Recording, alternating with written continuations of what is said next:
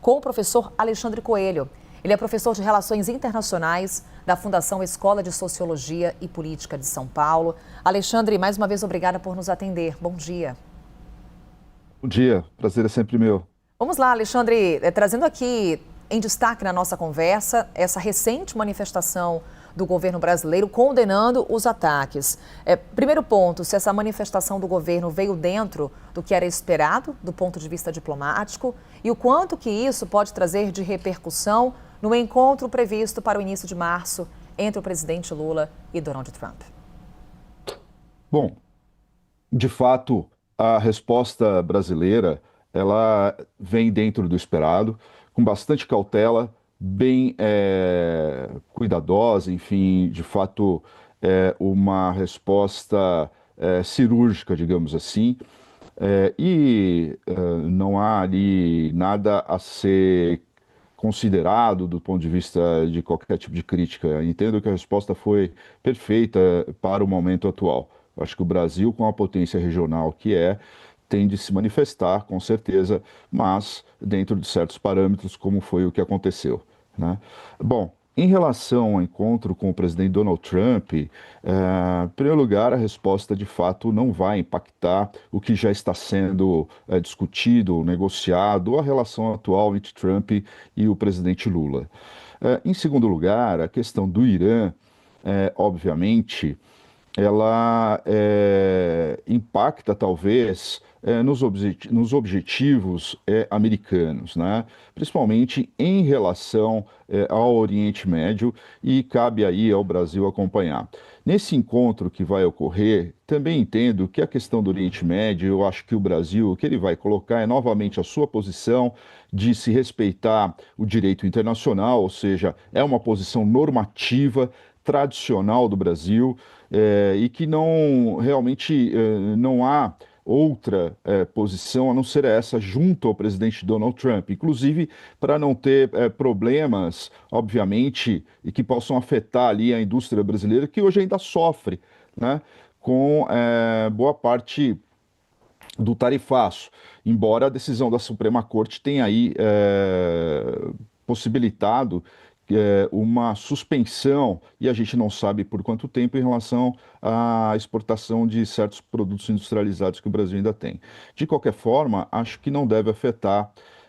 Enfim, perdão, resumindo tudo, não acho que deve afetar a relação Trump e o presidente Lula, até porque a resposta do brasileira era, inclusive, esperada, seja pelos Estados Unidos, seja por Israel, ou inclusive por parte do Irã.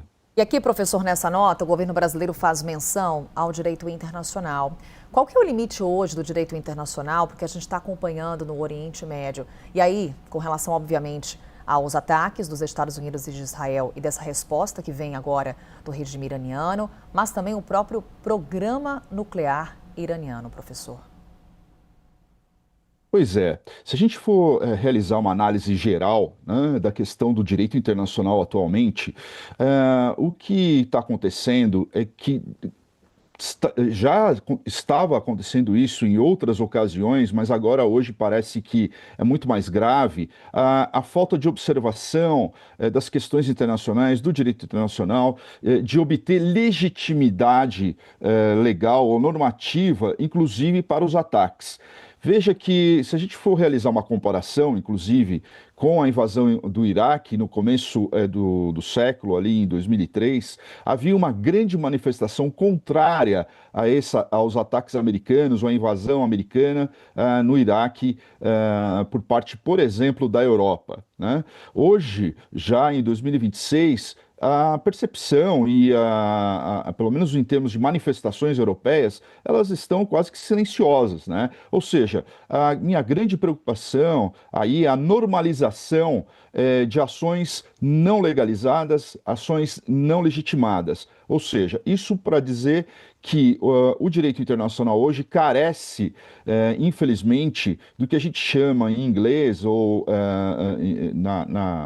no jargão legal aqui, de enforcement, ou seja, da capacidade dele ou das organizações internacionais pressionarem um Estado a cumprirem determinado comportamento ou a seguir determinada regra. Então, hoje, o direito internacional está refém, na verdade, da força, né? Está refém da lei do mais forte, inclusive. Então, hoje, quando nós realizamos análises, a questão do direito internacional está enfraquecida e nós precisamos analisar por meio primeiro, das capacidades militares e econômicas de cada país. Segundo, também pelas percepções de ataques ou cálculos de cada país. O Irã, por exemplo, calculando que uma guerra poderia ou pode unir a sua população, o Irã acostumado e se entendendo aqui como capaz de aguentar uma guerra longa, os Estados Unidos com uma outra percepção temporal,